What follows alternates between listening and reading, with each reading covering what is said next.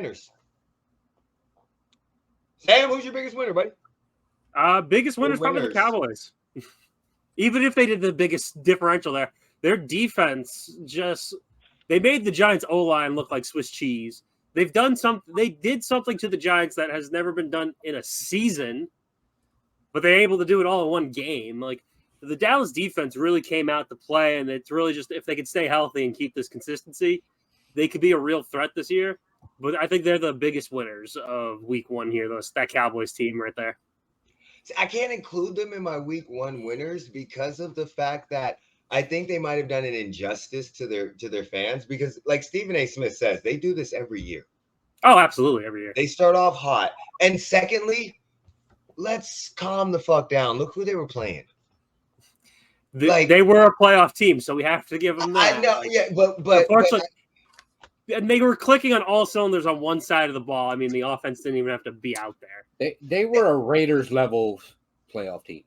Yeah, that's what I'm saying. Like, they were a playoff team. They did win a game, but they beat Kirk Cousins in primetime. Yeah. So I mean, it's one of those things where all the drama that was going on with Saquon, but like we knew they weren't going to be fucking good. We knew nobody expected them to be good. So I agree with you. Did they look great? Cowboys are the biggest team winner, but I think the real winner has to go to some of the rookies out there. Like Anthony Richardson actually played really well for his debut. Granted, they lost to the fucking Colts. He did, but he looked really good. Who else? Bryce Young was like he was all right. I was watching him. He had some solid drives, but he definitely still has some issues. But he still had a great showing. Bijan looked amazing out there. What was it? Zay Jones, he had a decent game out. Like the rookie class this year actually seemed to do really well. Zay Jones went off. Yeah, I think the rookie, like if I had to pick a team, I'd say the Cowboys. But the biggest winner, I think, is just the rookies this week. I agree with that. The rookies, I mean, even CJ Stroud, who they all look better than what some of us thought they would look.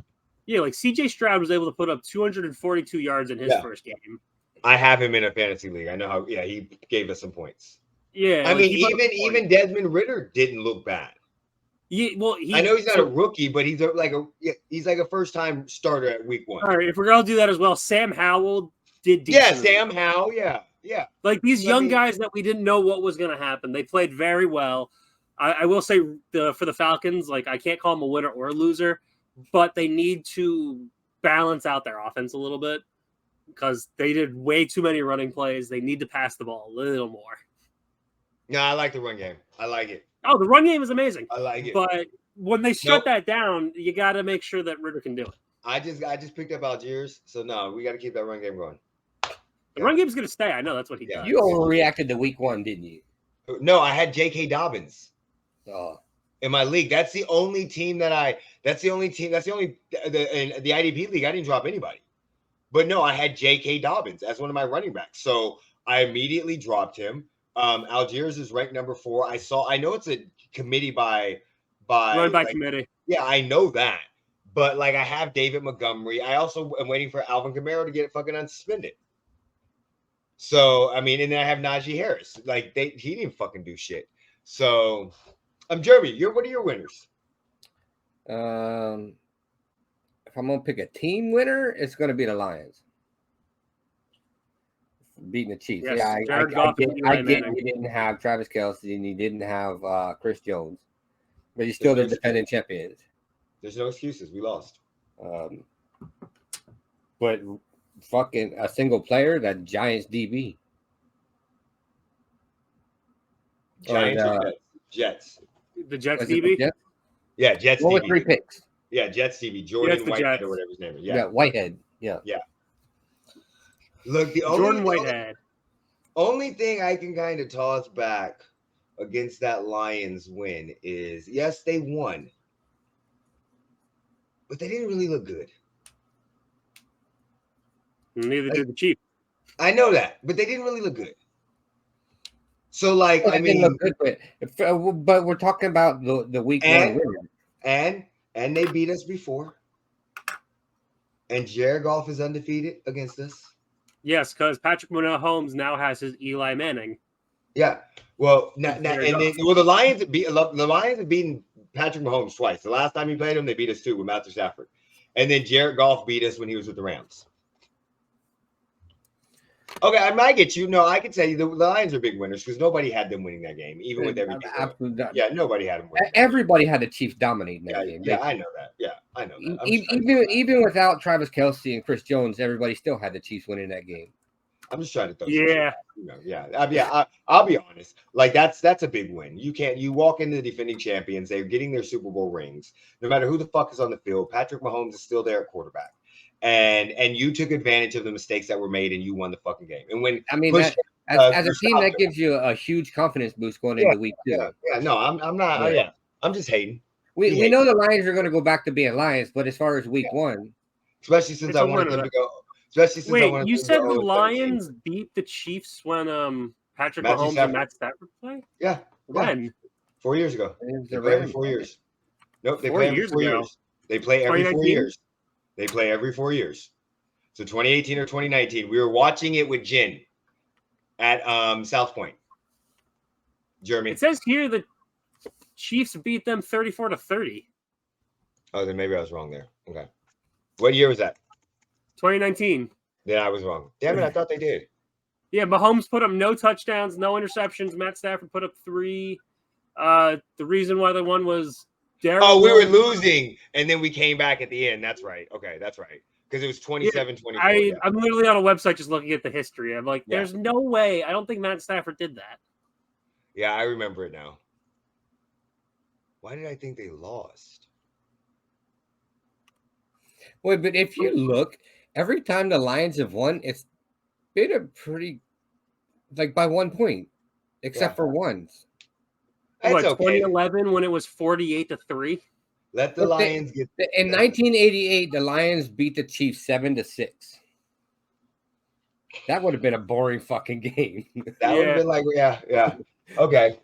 So we got Jordan Whitehead as your winner. And okay, so I'm going to say we're going to go in another direction. If I'm going to go with winners, I'm going to say. So I just had him and then I just lost it. Oh, I'm going to say Baker Mayfield as a big winner for the Bucs as an individual, just because, going through all the shit that he went through. And he's that one game quarterback where he wins when he's not supposed to win, just like when the Rams beat the Raiders. But going through everything that he went through, having to fight out for Kyle Trask, who the fuck's Kyle Trask, who? And then getting that week 1 win and he didn't look great, but he looked fucking bad. He looked kind of where he could be serviceable. And he does have weapons on that team. And again, the NFC South is kind of booty.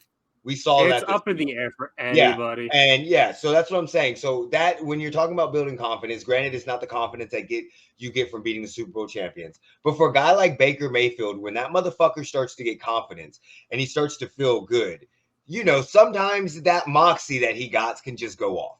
And in a division where nobody knows what the fuck's going on. Derek Carr didn't look good, which I would have loved to come in and say the fucking Saints were week 1 winners, but I can't fucking say that shit. So, I mean the Saints fans are going crazy saying I know. And the Falcons look good, but they were playing the Panthers. So you got to kind of give them credit. You can't say they were a winner. They got to play a real team first. Yeah, that's what I'm saying. So if we're talking about kind of like the Cowboys playoff, even though they're fake playoff people, and nobody expected the Bucs to win the game. So I think that could give him the kind of confidence as a player, give him his little piece of shit swag back where he was all over the commercials. And maybe he can do enough just to kind of get a second contract and get into the playoffs. Look, as long as there's no more motherfucking book club bullshit. It's going to be always the book club. Fuck, if I got to see another one of them motherfucking commercials because this bitch keeps fucking winning.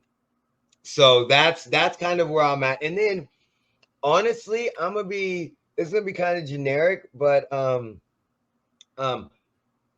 it's not even generic. The Niners. I think the Niners are one of the biggest winners. For all the shit that went through on the summer, everybody, media talking about how they've got to win because they're on the hot seat because of the Trey Lance pick, them having to trade Lance. And then hitching their wagon to Brock Purdy. He goes through a surgery, and Brock Purdy looks good.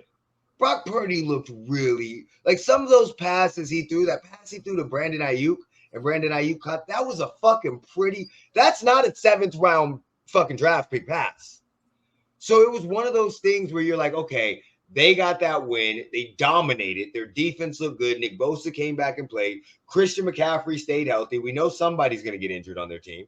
He looked going to happen. Yeah, so overall, and then again, in another division where we don't know what the fuck's going to happen, the Cardinals are actively taking. Everybody thought the Seahawks were going to run away with this division. I told you motherfuckers they were going to suck.